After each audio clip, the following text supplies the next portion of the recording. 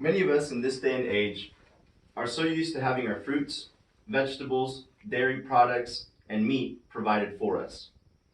It's so convenient to walk into your local grocery store or restaurant and just pay for many of these items. With a growing population across the country and urbanization increasingly higher every year by 0.95% according to CIA.gov, it's becoming harder and harder for people to grow their own fruits and vegetables or raise and butcher their own livestock, or otherwise be self-sufficient. Today, I will be discussing how you can be self-sufficient by raising chickens and rabbits, as well as different methods to grow fruits and vegetables. Keep in mind that we don't have to be completely self-sufficient, but every little bit helps. Raising chickens can be quite advantageous for two reasons: eggs and meat. There are several breeds of chickens. Some breeds are raised specifically for eggs, while others for their meat. Single comb white leghorns are known best for egg laying, and any crosses with Cornish breeding are known for meat production. There are even some breeds that are known as dual purpose, such as white or barred Plymouth Rocks or Rhode Island Reds, to name a few. I personally have raised my own flock of chickens, and I have both Plymouth Rocks and Rhode Island Reds, and they have started laying some of their first eggs.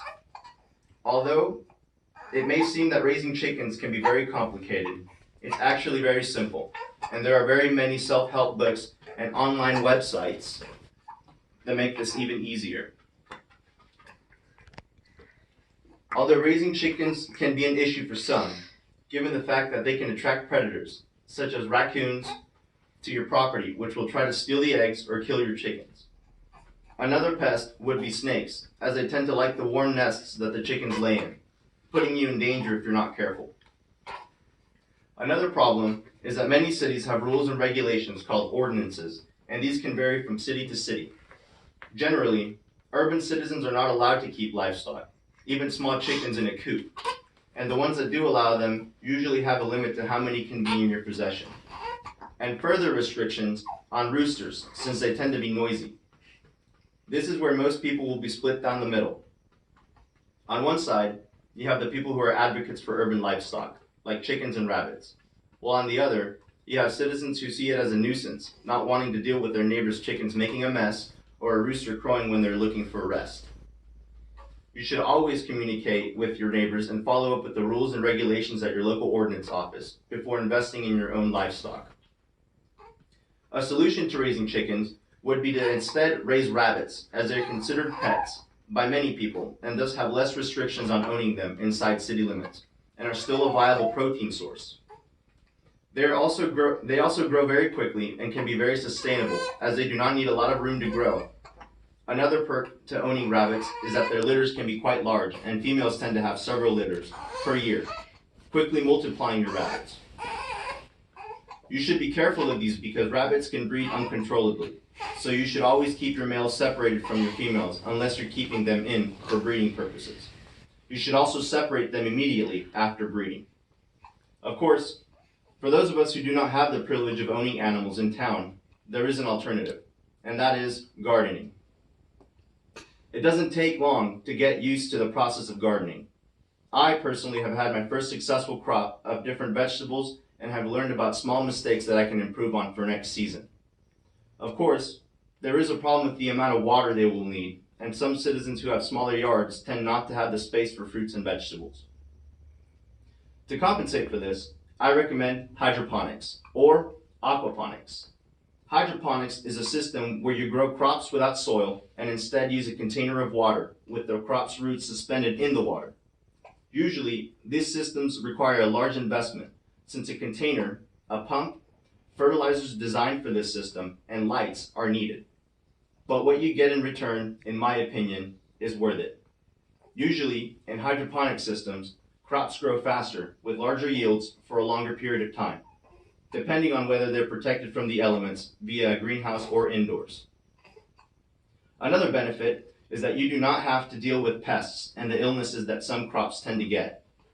As an added bonus, no pesticides will be necessary, saving you money and preventing harmful chemicals from entering our bodies. If you like the idea of being able to raise both vegetables and a meat source simultaneously, then you should consider aquaponics.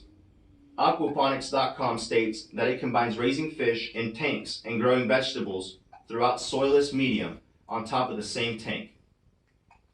Furthermore, it provides nutrient-rich water to the plants, as the fish provide natural fertilizer for them, and the plants help purify the water for the fish.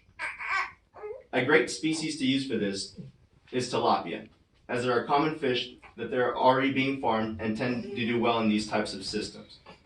Keep in mind that tilapia need about 3 gallons of water per fish, so a 600-gallon tank will be able to hold up to 200 pounds of tilapia.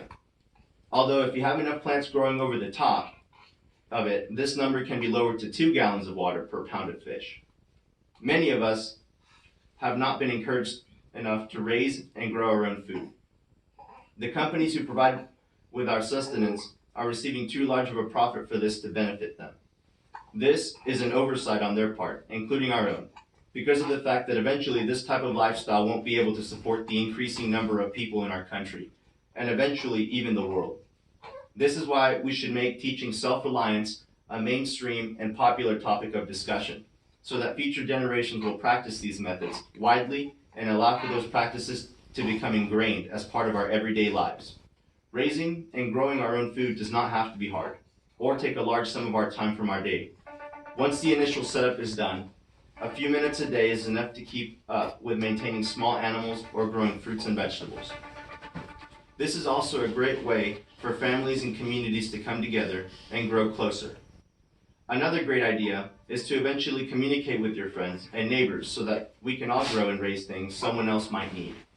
Creating groups that will trade with one another for things they may not be able to grow themselves. Another benefit is the cost on our grocery bills at the store. TheStreet.com reported that the average American grocery and restaurant bill per year was $7,700. That is a proportion of 12.8% of after income tax and 10.5% of pre-tax income per year. That is of the beginning of last year, and this was based on data from the Bureau of Labor and Statistics. That is a lot of money we could be using somewhere else. I hope you will consider these practices for being self-sustaining. They could make a positive impact for all of us. Thank you. Very good.